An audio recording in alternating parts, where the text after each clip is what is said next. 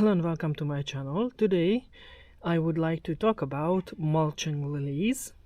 As you can see, I've already cut down the stems on the lily collection, and what I still have to do is get the leaves out because botrytis and other pathogens are happily overwintering in lilies.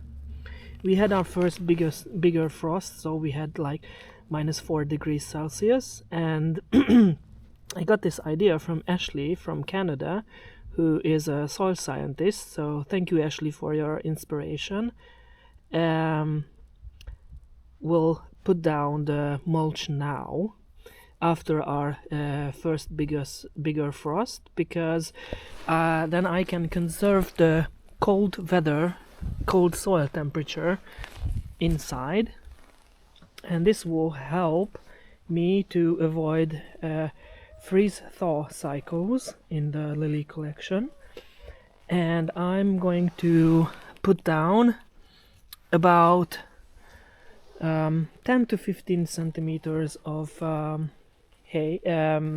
straw. So I have the straw bales here already, and this will going to be compressed down to about 4 or 5 centimeters, so about 2 inches during the winter, because of the snow and rain and etc. And this will help to keep the bulbs cool, because this might be helping me to avoid early sprouting and frost damage. Because last year a lot of this year in the early spring, Canadian and North American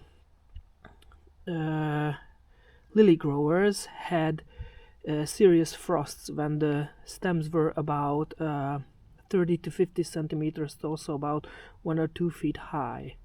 And I really would like to avoid that, because that would set back the lily bulbs growing and flowering 100%.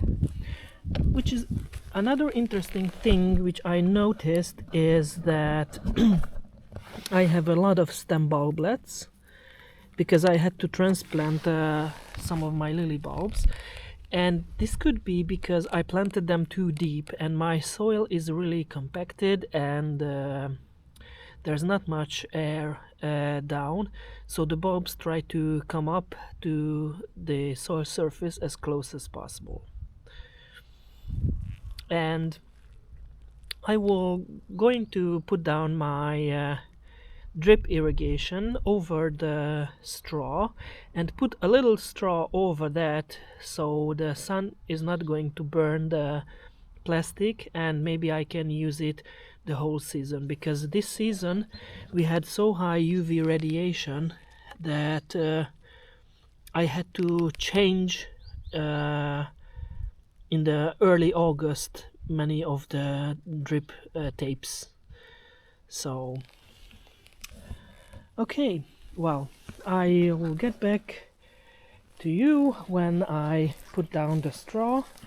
And what I have to say also, that you can see I put this straw down in August for my flower bulbs, and you can see that all the wheat and barley seeds have germinated, but this is okay.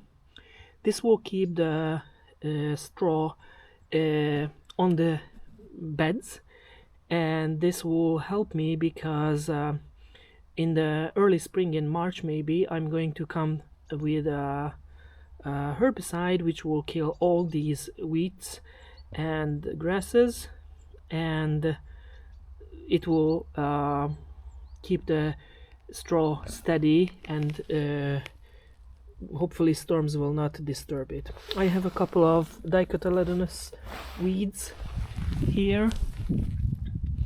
So this one with the hairy leaf, it's the member of the Boraginaceae family.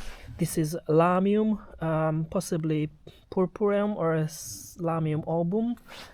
And these are Veronica hederifolia or Arabica. These are for me very bad weeds.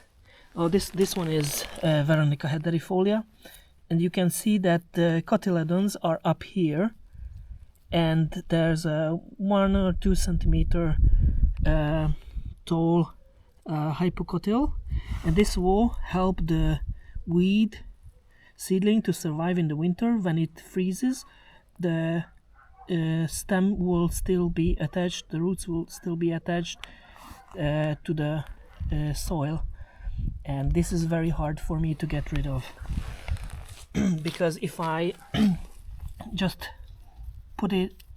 pick the shoots out from between the cotyledons, it will resprout, so I have to pick it in this stage fully out from the soil. But everything looks okay, normal, most part. We have fogs, and I just planted. Oh yeah, so you can see that the stem bulblets come out from the soil.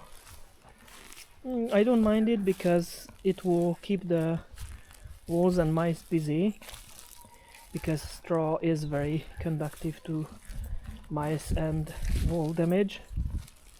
And I have planted some new plants, Rhizomatous alliums, ornamental alliums, and stuff like that. So I keep busy all year round. I've already ordered some bulbs because they had a clearance, so I'm going to show you how to plant them. So and this is a seedling of Aquilegia from possibly my grandmother's garden, so I kept it here with the TA lilies. So that would be all. Thank you very much for your attention, and see you next time. Bye bye.